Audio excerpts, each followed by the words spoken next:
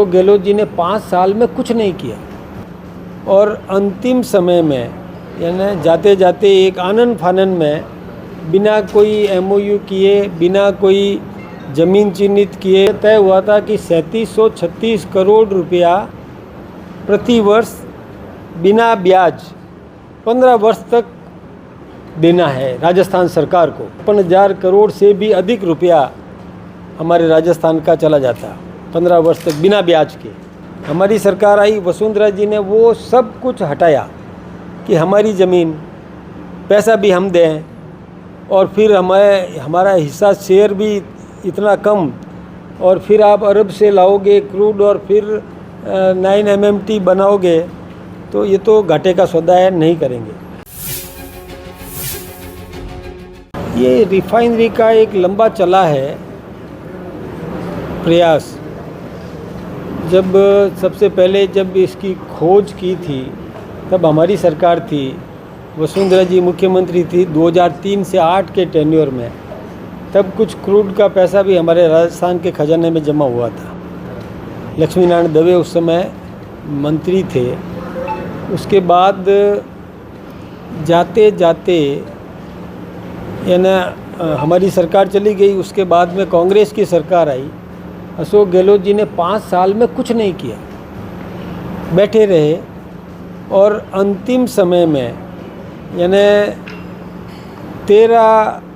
2013 में यानी जाते जाते एक आनन फानन में बिना कोई एमओयू किए, बिना कोई ज़मीन चिन्हित किए, बिना कोई फंड अलॉटमेंट किए, एक इस प्रकार का सोनिया जी को बुलाकर न लैंड एक्विजिशन की और एक नाटक किया, और वो भी गलत तरीके से किया था। उसमें यह तय हुआ था कि 3736 करोड़ रुपया प्रति वर्ष बिना ब्याज 15 वर्ष तक देना है राजस्थान सरकार को।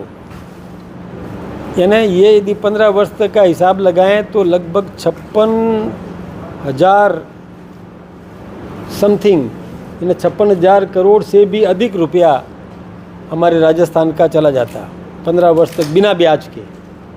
और उसमें हमारा जो हिस्सा भी केवल 26% ये हमारा रह जाता।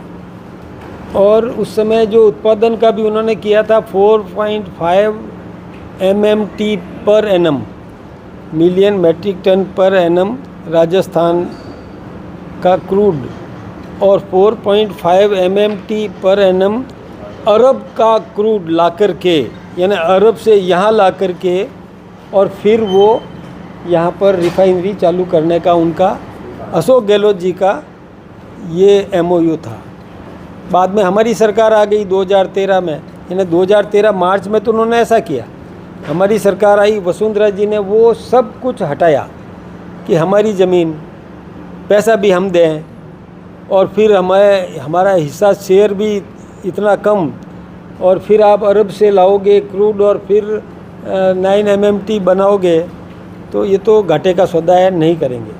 फिर उन्होंने नया एमओयू किया जिसमें केवल कुल मिलाकर के 16,000 करोड़ रुपया देना ही तय हुआ, यानी 40,000 करोड़ का फ़ायदा ये राजस्थान को मिलेगा, मतलब बचेगा, ये उन्होंने तय किया।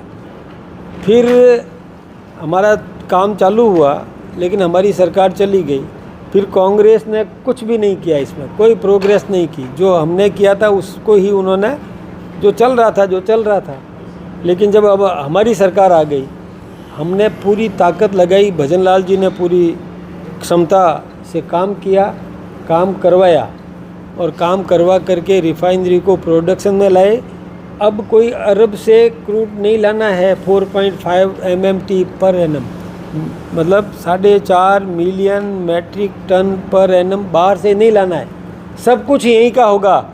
और 9 million metric ton per annum अब उत्पादन होगा। इससे हमको पेट्रोल भी मिलेगा, डीजल भी मिलेगा, केरोसिन भी मिलेगा, और बिटुमिन भी मिलेगा, और गैस भी मिलेगी।